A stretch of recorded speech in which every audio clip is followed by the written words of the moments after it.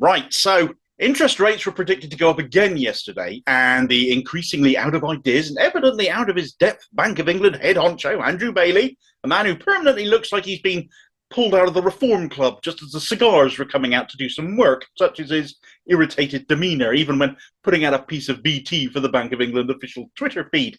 Yes, interest rates have indeed been raised again to 4.5%, as yet again Bailey claims this will bring inflation down, despite negligible sign of that happening. It's the 11th time this has been done by Bailey in the last 18 months. So what makes him think this time will be any different? Bailey seems to be walking, talking proof of Einstein's definition of insanity, the belief that doing the same thing again and again will garner a different result. No, it won't. Not when it actually doesn't address the real underlying issues that are causing all this inflation, but banksters' profits will go up, won't they? So there's always that incentive to repeat the con, Andy? In fact, he might also want to have a chat with Jeremy Hunt on that inflation score, since he's currently refusing to cut taxes for the batshit brigade of Tory-backed benchers right now demanding it, because he thinks the exact opposite of Andrew Bailey, and that is that inflation will stay higher for longer and putting Rishi Sunak's pledge of halving it by the end of this year at risk. Bailey is on Sunak's side in this more than his own Chancellor is, since Bailey's still in the belief that hiking your mortgage and debt repayments, making you poorer during a cost of living crisis, is a price worth paying to see inflation fall. He's an idiot. He is an idiot because he still thinks inflation is being driven by demand.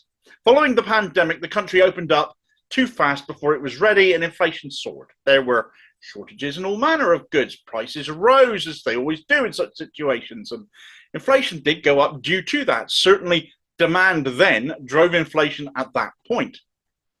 The financial fallout following that, however, has largely levelled out to an extent. Brexit has prolonged it, the way the Tories have ham-fisted that. There have been continued shortages in some foodstuffs, and indeed, food price inflation is stubbornly high right now, exceeding 19%. Tomato gate and the like. More red tape, a less appealing market for foreign fresh good exporters when they can sell to other countries more easily. But that's not the case elsewhere. That's not demand-driven inflation, though, is it?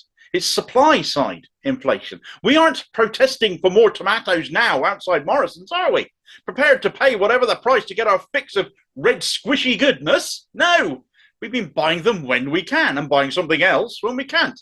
In what way does putting the interest rates up put more tomatoes in my shopping basket? Well, it doesn't. This is supply-side inflation. There's less of it about. Demand doesn't actually rise. Like I said, we just buy something else if we can't get it. But with less of a product about, the prices still go up because Morrison's or whoever know they can get a higher price for what they've got. So food inflation, which is the highest form of inflation around, is supply-driven, and supermarkets and the like hiking prices to make more money is driving that. Another factor, again, stemming from the pandemic is the cost of it. Government mismanagement of that crisis, billions lost to cronies supplying dodgy PPE that they're not really chasing down very hard. The absolute lash-up cost is estimated at around £400 billion all in. That works out at some £6,000 per head per person in the UK. How does the government pay for that? Same as it does with everything else. It printed the money. You'll know the spiel if you've watched my economics videos before, but taxation pays for nothing. Taxation isn't of itself a control on inflation. That is actually all it does. And it's exactly why Jeremy Hunt won't cut taxes, despite Tory MPs whining that he does so. If he did, inflation would rise again, and he knows it, even though the Tories love to cut taxes. Every time they do that, say that, you need to realise with tax cuts always come spending cuts, because otherwise inflation would rise every time. Functionally, taxation needs to rise to offset the government's massive spending over the pandemic, but the Tories are opposed to that, despite a big fat wealth tax right now being the obvious answer. When you have Sunak, though, a nigh-on billionaire in charge of the country, he won't put his hand in his pocket to help the country by taxing his own wealth, as he would then have to. Hunt is a multi-millionaire too. He's the same. Sunak is happy to fork out for electric infrastructure upgrades to heat his own swimming pool, but do so for the good of the nation to pay off the national spending, shall we call it? Be careful. Don't be silly. He can stand in front of as many flags as he likes, but that's the extent of Tory patriotism for you.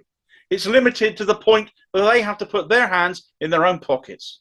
There's more to this story, though. It carries on. Energy bills, they've been stupidly high for, it seems like, forever.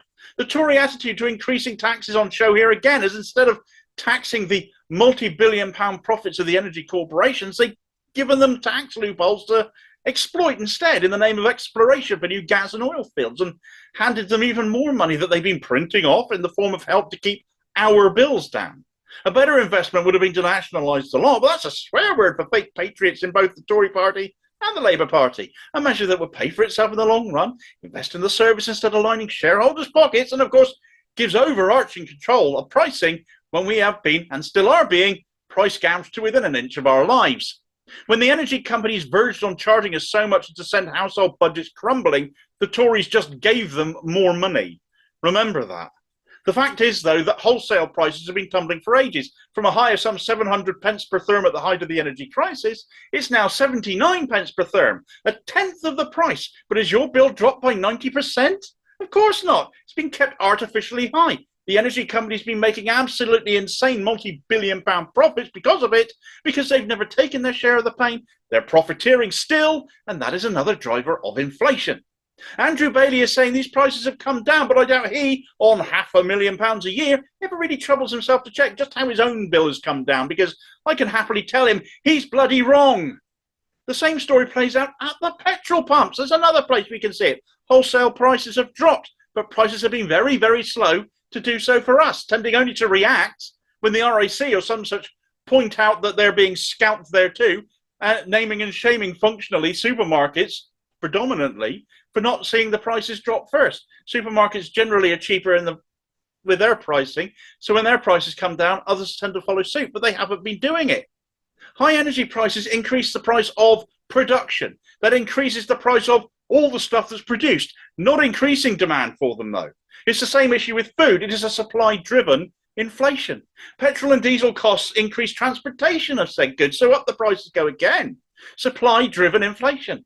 Sadly, we have a government unprepared to put pressure on energy companies, on fuel forecourts or supermarkets to push prices down because in their eyes, profit is good, greed is their god. In the eyes of Andrew Bailey, a man who has now put interest rates up to combat inflation, so often he's risking repetitive strain injury, he will continue to fail to do so because his actions, the raising of interest rates, only makes life even harder for you as your mortgage increases, as your rent increases, as your landlord passes that mortgage rise on to you, as your shopping bill remains stubbornly high, your energy bill remains stubbornly high, though may, if you're lucky, be slowly creeping down.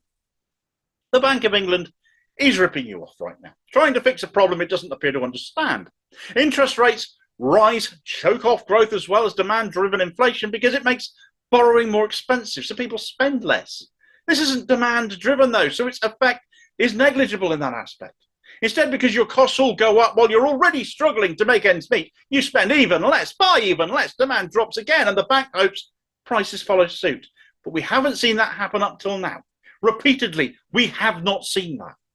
To bring down inflation, first and foremost, a whacking great wealth tax is needed to functionally offset the Tories' insane borrowing and spending on stuff that if they weren't so incompetent, they perhaps wouldn't have had to, and enable this country to spend to invest once again, spending in ways that generate returns, public services and jobs, and people having more money in their pockets to spend on the high street, the things that actually do drive our economy. Supply issues won't be addressed until some of the Brexit red tape gets binned. Shortages are going to keep happening otherwise, and inflation will yo-yo until that's addressed. Corporate greed above all else is driving it too, and again the issue of nationalisation comes up. Energy needs to be renationalised so we pay a fair amount and the proper investment is made. Don't stop there. We need water renationalised before all of our rivers end up functionally dead thanks to sewage dumping. Not an economic issue, but definitely an ecological one. Privatisation, as shown, always fails. That's why yet another railway is about to be taken back into government hands at Transpennine. Privatisation always fails, and any party, as both the Tories and Starmer's Labour remain wedded to it, refusing to deal with it, are not worth voting for because nothing's going to change. This is inflation driven by corporate greed, right-wing political ideology, along with failure to accept the reality their actions have wrought on the country, and a failure to tax people fairly, all people, from the very rich to the not so. Again, thanks to the Tories and the Bank of England, we're the ones being made to pay for it. It's financial gangsterism. We're being ripped off. If inflation is to genuinely come down and do so meaningfully, those in charge need to get real. Thanks for watching. If you appreciated this video, please do hit like and subscribe, leave a comment and hit the notification bell too so you don't miss the next one. Also look out for me on social media and other interesting stuff by clicking on the Linktree link in the comments below, and I will see you next time. Cheers, folks.